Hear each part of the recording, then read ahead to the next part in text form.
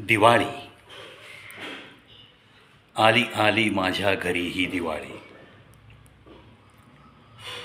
घरोघरी दीप सजतील, अंगणामध्ये. मग ते बंगलेवाजा घर असो, साधं घर असो, किंवा फ्लॅट संस्कृतीतलं घर असो, आपल्याला आकाशदिवे नक्की दिसतील. 3-4 भावांचं किंवा 1-2 भाऊ बहीण असं कुटुंब असलं की या दिवाळीच्या सुट्टीमध्ये या सगळ्या शैक्षणिक संस्थांना सुट्ट्या असतात, बऱ्यापैकी असतात. दिवाळी संपल्यावर सुद्धा एक 4-8 दिवस सुट्टी असते. मग काही लोक ट्रिपचे बेत आखतात, काही लोक चला आता या वर्षीची दिवाळी आपण या काकाकडं करू, या मामाकडं करू, या मावशीकडं करू, अशी रोटेशनसुद्धा काही कुटुंबांमध्ये ठरलेली असतात. आणि म्हणतात ना, हा जो एक दिवाळीचा सण आहे तोच तर सगळ्या आपल्या नातेवाईकांना एकत्र आणतो आणि मग पुन्हा आयुष्यभरासाठी एकमेकांच्या नात्यांमध्ये बांधून ठेवतो. अगदी खरं आहे.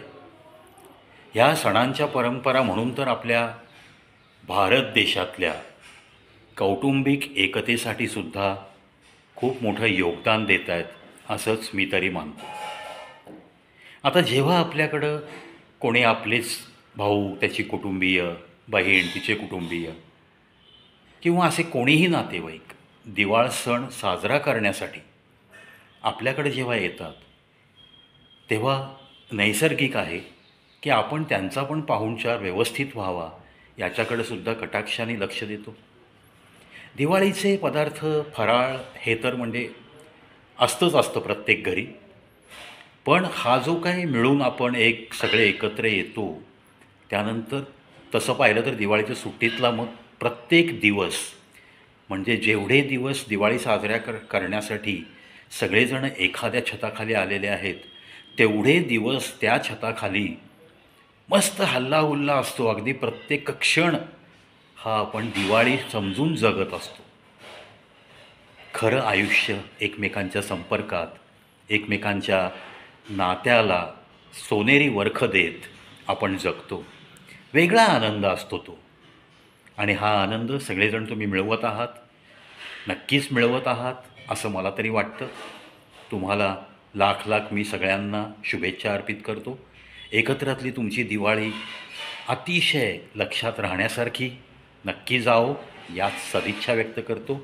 परंतु या दिवाळीच्या पार्श्वभूमीवर जे काही आपल्याला काळजी घ्यायची आहे, ज्या काही गोष्टी माझ्या लक्षात आलेल्या आहेत, त्या थोड्याशा तुमच्या मनापर्यंत पोहोचवण्यासाठी सुद्धा मी फार उत्सुक आहे या व्हिडिओमध्ये. जसं मी सांगितलं, आपण एकत्रात येतो, त्यामुळे जे काय रोज आपण 4-5 जणांची भाजी वगैरे करायचो, भात, भाजी, आमटी, आपल्या साध्या माणसांचं, मध्यमवर्गीय माणसांचं जे काही रोजचं जेवण असतं, ते आपण 4-5 माणसांना पुरेल एवढंच करायचो. आणि आज आपलं घर भरलं आहे. कमीत कमी 20-25 माणसं आपण एकत्र आहोत आणि पुढचे 8-10 दिवस आपण असेच एकत्र नांदणार आहोत. म्हणजेच रोजचं जे काही आपण बनवतो आहे, त्याच्यामध्ये आज तिपटी चौकटीने आपल्याला बनवावं लागणार आहे. सगळ्यांच्या पोटाचा प्रश्न आहे. सकाळच्या वेळेस एक वेळ जे न्याहारीला पदार्थ आपण बनवायचो, पोहे, उपीट वगैरे वगैरे, याच्यामध्ये थोडी कमतरता येईल. 2-3 वेळा होऊन जाईल ते सुद्धा. त्यासोबत दिवाळीचा फराळ नक्की असेल, त्याचा आस्वाद आपण सगळ्यांनी मिळून घेत असतो. मग त्यामध्ये काही पदार्थ आपल्या आईने बनवलेले, काही पदार्थ आपल्या पत्नीने बनवलेले, काही पदार्थ येणाऱ्या पाहुण्यांपैकी कोणीतरी मी हे घेऊन येते अशी कमिटमेंट दिलेली असते. तू दिवाळीच्या पदार्थांमध्ये हा नको बनवू, चकल्या मी घेऊन येते. कोणी म्हणतं मी अनारसे आणते. अशाही काही गोष्टी, कौटुंबिक गोष्टी ठरलेल्या असतात.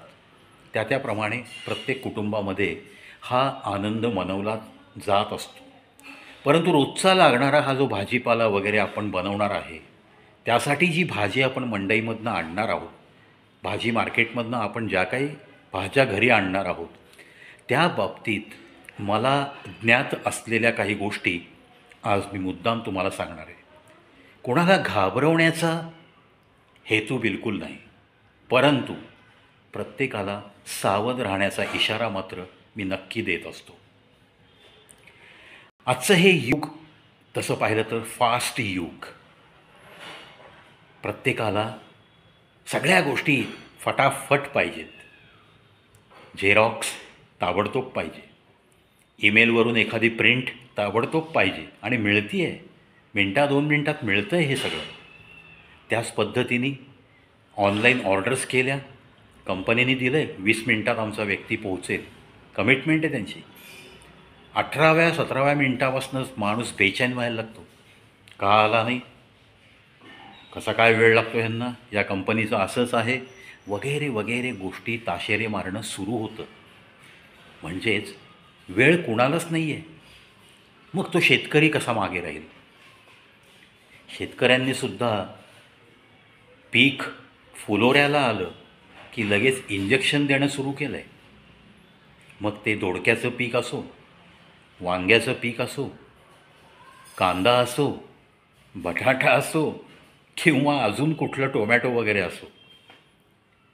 दोडके, पडवळ, कारली यांचे जे काही साईज आहे, जे काही आकारमान आहे, ते तुमच्या लक्षात आलं असेल की गेल्या 4-5 वर्षामध्ये लांबलचक दोडके, 1-1 फुटाच्या वरचे दोडके हे बाजारात येऊ लागले. पडवळ तो असतोच मोठा, पण त्याच्यापेक्षा दुप्पट तिप्पट पडवळ बाजारात आलेले दिसतात. वांगी खूप तजेलदार वांगी दिसतात, टोमॅटो खूप लालभडक दिसतात, केळी पिवळी धमक दिसतात. अशी काय क्रांती झाली बाबा? इतकं सगळं छानपैकी उत्पादन वाढलं आहे, लांबी रुंदी वाढली आहे, गोडी वाढली आहे फळांची, चकाकी वाढली आहे भाज्यांची, फळांची. सफरचंदावरती काही वेगळ्या प्रकारच्या मेणाचा थर असतो, त्याच्यामुळं सफरचंद चमकतात. आता हे सगळं असा बाजार भरलेला असताना नक्की आपण खायचं काय आणि प्यायचं काय, हा मोठा प्रश्न पण निर्माण झाला आहे. त्यामुळं आपण ऑनलाईन अन्न मागवतो. दृष्टीआड सृष्टी, ती मग कोणती का कंपनी असे ना तुम्हाला अन्न प्रोव्हाइड करणारी, स्विगी असो, झोमॅटो असो किंवा अजून काही कंपन्या उतरल्या असतील त्या असोत. पण त्या जिथून ते अन्न आणतात, जी हॉटेल्स या कंपन्यांना अटॅच आहेत, ज्यांचं हॉटेलशी असं काही ॲग्रीमेंट झालेलं असतं की एका ऑर्डरच्या मागं कंपनीला एवढे मिळाले पाहिजेत, त्यानुसार हा सगळा व्यवहार चालू असतो. पण ज्या हॉटेलमधून ही ऑनलाईन तुम्हाला प्रोव्हाइड करणारी कंपनी, तुमच्या दारापर्यंत आणून देणारी पदार्थ, या कंपनीच्या व्यक्तींनी कधीही त्या किचनमध्ये डोकावलेलं नसतं. आणि तुम्ही घरात बसून काय डोकावणार हो? हॉटेलमध्ये गेल्यानंतरसुद्धा तुम्ही किचनमध्ये डोकावण्याचं धाडस करत नाही. तेव्हा ऑनलाईन आलेल्या पदार्थाबाबत कसा बनला आहे, हायजेनिक वातावरण आहे का तिथे, सगळ्या त्या कोक जे आहेत हॉटेलच्या किचनमध्ये काम करणारे, त्यांनी डोक्यामध्ये कॅप घातलेली आहे का, योग्य ठिकाणी हँडग्लोव्ज वापरून काम चालतं का, हे बघायला तुम्हाला कोणाला वेळ नाही आहे. आणि कोणी बघण्याचं धारिष्ट्यही करत नाही, विचारायचंसुद्धा धारिष्ट्य करत नाहीत लोक. इतका त्यांना वेळ नाही या टायटलखाली जगण्याची सवय झाली आहे. आता मी जे सांगितलं की सगळे इंजेक्शन्स देऊन भाज्या पण यायला लागल्यात. मटारला आर्टिफिशियल हिरवा कलर दिला जातो मटारला. तुम्हाला ती भाजी खूप ताजीतवानी वाटते, पण ती एका हिरव्या केमिकलमध्ये तयार केलेल्या रंगाच्या बादलीमध्ये किंवा मोठ्या पिपामध्ये ह्या मटारच्या शेंगा बुडवून मग त्या सुकवून आणल्या जातात बाजारात. कधीकधी त्याच्यावरती थोडंसं पाणी शिंपडून देखावा केला जातो. छान फ्रेश आहे, टवटवीत आहे. टोमॅटो लाल भडक दिसतात. पण एक छोटी बाटली आहे, अक्षरशः 100 ग्रॅमची बाटली असावी किंवा 100 मिलीग्रॅम, जे काही तुम्हाला समजू शकता, तेवढ्या बाटलीच्या केमिकलनी साधारणतः 5 किलो ऑइल पेंटची बादली जी असते, तशा रिकाम्या बादलीत, म्हणजे वापरून झालेली जी काही आपण प्लास्टिकची कंटेनर असते किंवा काहीही घ्या तुम्ही, 5 लिटरचं 10 लिटरचं, त्या प्रमाणात त्या 100 mlच्या केमिकलमधलं थोडं केमिकल टाकायचं आहे आणि पाणी मिसळायचं आहे. लाल रंगाचं द्रावण तयार होतं. अक्षरशः त्या द्रावणामध्ये कच्चे टोमॅटो बुडवले आणि एक 3 ते 4 मिनटं धरून ठेवले त्या पाण्यात हातामध्ये किंवा मग त्या पाण्यात सरळ टाका आणि 4-5 मिनटं वेट करा. नंतर ते कच्चे टोमॅटो बादलीतनं त्या बाहेर काढा. तुम्ही द्रावणाच्या खाली बुडवलेले असतात ते, तेव्हा ते लाल भडक टोमॅटो बाहेर आलेले दिसतात. आता हे बेमालूमपणे लांबून पाहिल्यावर कळतसुद्धा नाही की या टोमॅटोला आर्टिफिशियल कलरिंग केलं आहे आणि आर्टिफिशियली हे कच्चे टोमॅटो पिकवलेत. त्याच्यामध्ये या 4 ते 5 मिनटात काय प्रक्रिया होते देव जाणो, पण ते पिकल्यासारखेही होतात आणि रंगही त्यांचा हिरव्यावरून लालमध्ये तब्दील होतो. याच पद्धतीने कच्ची लिंब ही सुद्धा अशाच काही केमिकलच्या द्रावणामध्ये धरल्यानंतर ठेवल्यानंतर ती पिवळी होतात आणि आतून पिकतातसुद्धा. केळ्याचं तर आम्हा सर्वांना माहिती आहे, कार्बाईडच्या द्रावणामध्ये घडच्या घड बुडवले जातात. नंतर त्या स्टॉक करण्यात येतो, त्या जागी ते रचले जातात घडच्या घड आणि त्यातून मग असे 1.5 डझनचे घड कापून विकले जातात. बाजारामध्ये बघा तुम्ही आज कच्ची केळी खूप कमी बघायला मिळतील तुम्हाला, पण सगळीकडं प्रत्येक केळ्याच्या गाडीवर, केळ्याच्या दुकानांमध्ये, फ्रूट स्टॉलमध्ये तुम्हाला पिवळी धमक केळी दिसणार, मस्त अडकवलेली. पाहिल्या पाहिल्या आपण आकर्षित होऊन जातो, घरी आणतो. पण आज त्या कार्बाईडच्या द्रावणाचा काही ना काही असर आतमध्ये सुद्धा होत असावा आणि याच्यातूनच अशा सगळ्या इंजेक्टेबल भाज्या, मेण लावलेली फळं, चकाकी आणण्यासाठी केलेले उपद्व्याप, शेतामध्ये भाजीचा साईज वाढावा म्हणून केलेले इंजेक्शनचा मारा, ह्या सगळ्या गोष्टींमुळं कॅन्सरचं प्रमाण दिवसेंदिवस वाढत चाललेलं आहे. आपला एकत्रातला आनंद हा दिवाळी झाल्यानंतरसुद्धा वर्षभर चर्चा करण्यासाठी टिकून राहिला पाहिजे. यासाठी आपल्याला जे काही तुम्ही बाजारातून घेऊन याल घरी, इतकी मोठी घरात गर्दी आहे, नातेवाईक सगळे आलेत, तर कुणाच्याही आरोग्याला कुठल्याही प्रकारे धोका झाला नाही पाहिजे. हे जर कटाक्षाने आपल्याला पाळायचं असेल, व्यवस्थित आपल्या सगळ्यांचं आरोग्य राहिलं पाहिजे, तर आपल्याला भाजीचं ठिकाण योग्य निवडावं लागेल. आणल्यानंतर ती भाजी व्यवस्थित थोडीशी कोमट पाण्याने मीठ घालून धुतली गेली पाहिजे. कारण आपण बऱ्याचशा हॉटेलमध्ये बघतो की भाजी, कोथिंबीर वगैरे वगैरे या गोष्टी कधी तुम्हाला धुताना काही माणसं दिसली आहेत किचनच्या आजूबाजूला? कांदा चिरणारी माणसं दिसतात हॉटेलच्या थोड्याशा किचनच्या बाजूला. एक जण कांदा चिरत नक्की बसलेला असतो, कांद्याची सालं काढणारा एक जण असतो. पण तुम्ही कधी तिथे कोथिंबीर निवडत बसलेला व्यक्ती बघितला आहे? पालक मेथीची जुडी घेऊन ते निवडत बसलेला व्यक्ती बघितला आहे? ज्या गोष्टी आपण घरात करतो तशा गोष्टी तुम्हाला हॉटेलच्या किचनच्या आसपास दिसतात का? नाही दिसत. का दिसत नाही? तर तसं काही पाळलंच जात नाही हो. त्यांच्याकडं पुन्हा तेच टायटल, वेळ नाही. गड्डी आणायची, सुतळीपासून कापून टाकायची आणि पुढं आहे तशी भाजी चिरायची आणि वापरायची. काही काही भाज्या तर ओबडधोबड पण चिरल्या जातात. मिक्स व्हेजिटेबल हा प्रकार तुम्ही सर्रास खाता, शाकाहारी माणसांची आवडती डिश आहे. पहा त्याच्यामध्ये भाज्या कशा पद्धतीने चिरलेल्या तुम्हाला आढळतात. मग घरामध्ये असे जर ओबडधोबड चिरलेलं मिळालं तर आपण गुपचूप खातो का? काहीतरी प्रतिक्रिया व्यक्तच करतो आपण. मग भले तुमच्या आईने दिवसभर किती कष्ट केलेत, बायकोने किती दिवसभर कष्ट केलेत, याच्याकडं कानाडोळा करून आपण थोड्याशा उंची आवाजमध्ये बोलतो त्या दोन्ही बायकांना घरातल्या. पण हॉटेलमध्ये जे ताटी पडेल ना ते निमूटपणे खातो, अव्वाचे सव्वा पैसे देऊन येतो. काउंटरवर बडीशोप आणि खडीसाखर ठेवलेली असते, मस्त हसत खेळत मजा करत तो शेवटचा घास खातो बडीशोप खडीसाखरेचा आणि मग किती पैसे गेले, काय गेले याचा विचार न करता घराकडे येतो.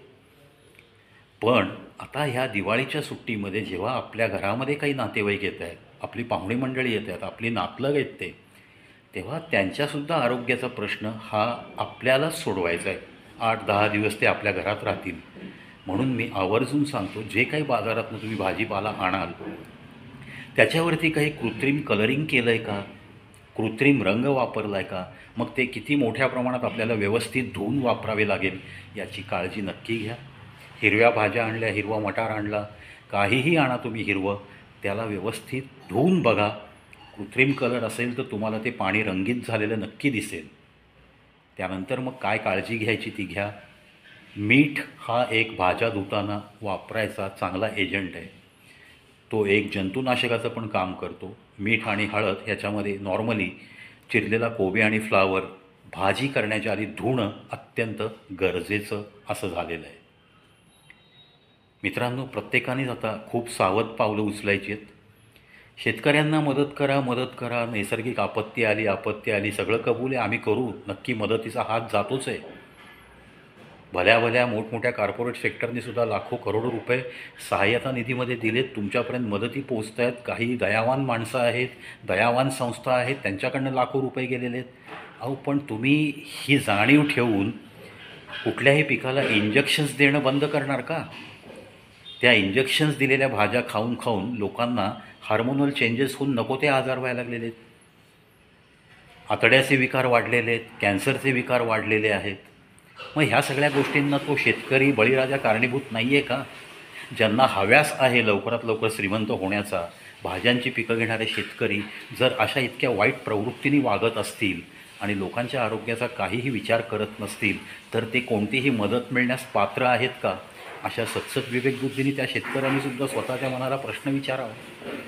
थोडंसं परखड वाटते माझं बोलणं, कडू वाटेल जरा, पण तुमच्या भाज्यांमुळं जे आमचं आरोग्य कडवट होतं ना, त्याच्यापेक्षा हे शब्द कमी कडवट आहे असंच मी म्हणतो. या वसुबारसच्या दिवशी जो काही दीप आपण प्रज्वलित करणार आहोत, आजची संध्याकाळ हे दिवाळीचे दीप लावण्यापासून सुरुवात होणार आहे. आपण गोमातेचं पूजन करणार आहोत. अशा या पवित्र वातावरणात मी इतकंच त्या दिव्याचा जो उजेड आहे, तो तुमच्या मनामध्ये जो हव्यासाचा अंधकार आहे ना, इंजेक्टेबल, काही फळांना इंजेक्शन्स देणं, अशा वाईट प्रवृत्तीने वागणाऱ्या लोकांच्या मनामध्ये हा जो हव्यासाचा अंधार आहे तो दूर कर हे भगवान, अशीच मी प्रार्थना करतो. आणि पुन्हा एकदा शुभ दीपावली असं सगळ्यांनाच म्हणतो मी. आत्ता ज्यांच्याविषयी मी परखड वक्तव्य केलं त्या शेतकऱ्यांनासुद्धा, त्यांच्या कुटुंबियांनासुद्धा ही दिवाळी खूप खूप चांगली जावो. परंतु नैतिकता बाजूला ठेवून पैसा कमावणं हा मनातला अंधकार कायमचा तुमचा दूर व्हावा, यासुद्धा सदिच्छा आजच व्यक्त करतो. धन्यवाद.